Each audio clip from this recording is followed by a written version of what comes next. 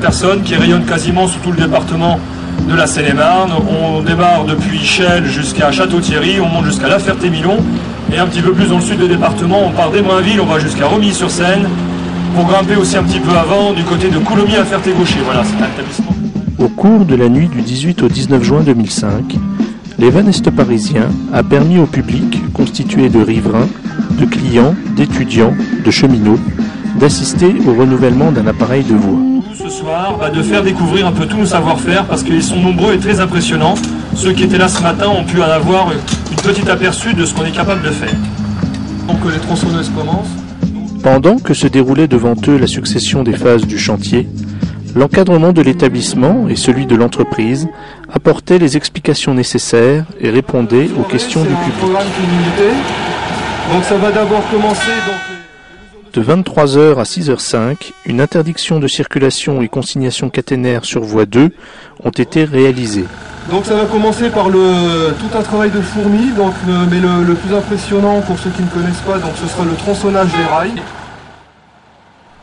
Les trains ont continué à rouler sur la voie contiguë jusqu'à 23h40 et à partir de 4h50.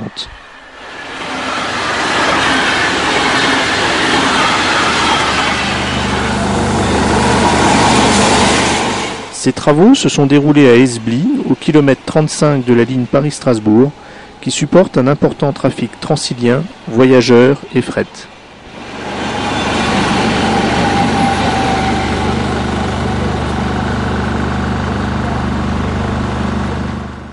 L'organisation du chantier est très importante. Il faut penser à l'évolution des différents trains de travaux. Ainsi, cette boureuse passe sur la zone de chantier avant dépose de la voie pour atteindre sa position d'attente.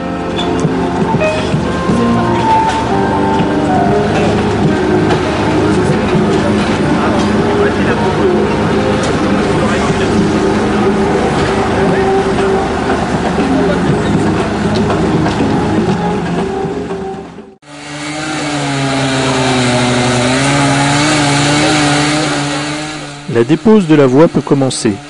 Elle débute avec les coupes de rails à la tronçonneuse ou au chalumeau lorsque les rails ne sont pas destinés à être réemployés.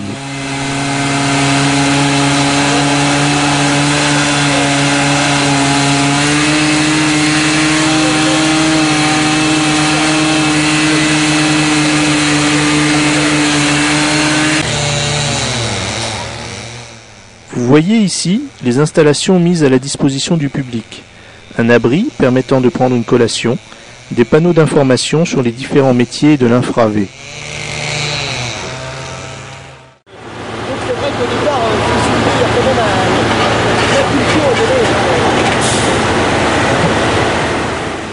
La dépose de l'appareil de voie se fait à l'aide de 2 pelles rail-route.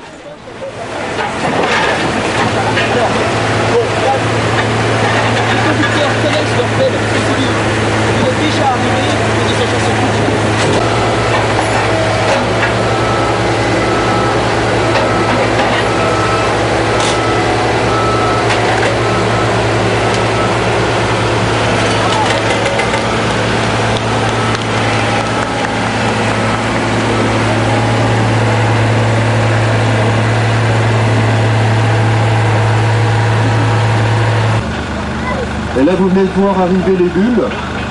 Donc ces 2 bulles vont faire le dégarnissage. Donc ils vont creuser en gros entre 40 et 50 cm de profondeur pour enlever tout le ballast pollué.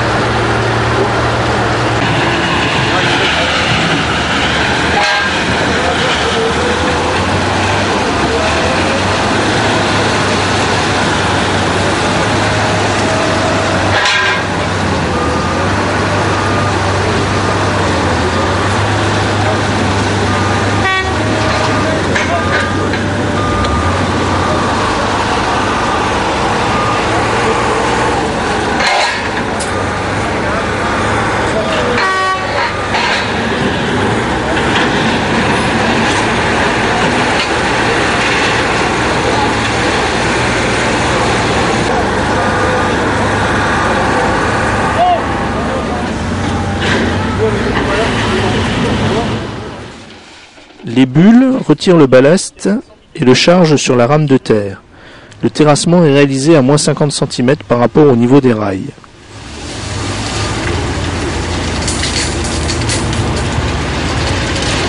Après la phase de terrassage,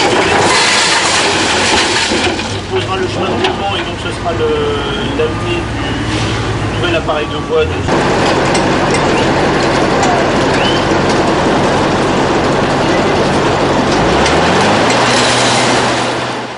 Le VAD, wagon autodéchargeur, permet de décharger le ballast rapidement et de façon homogène.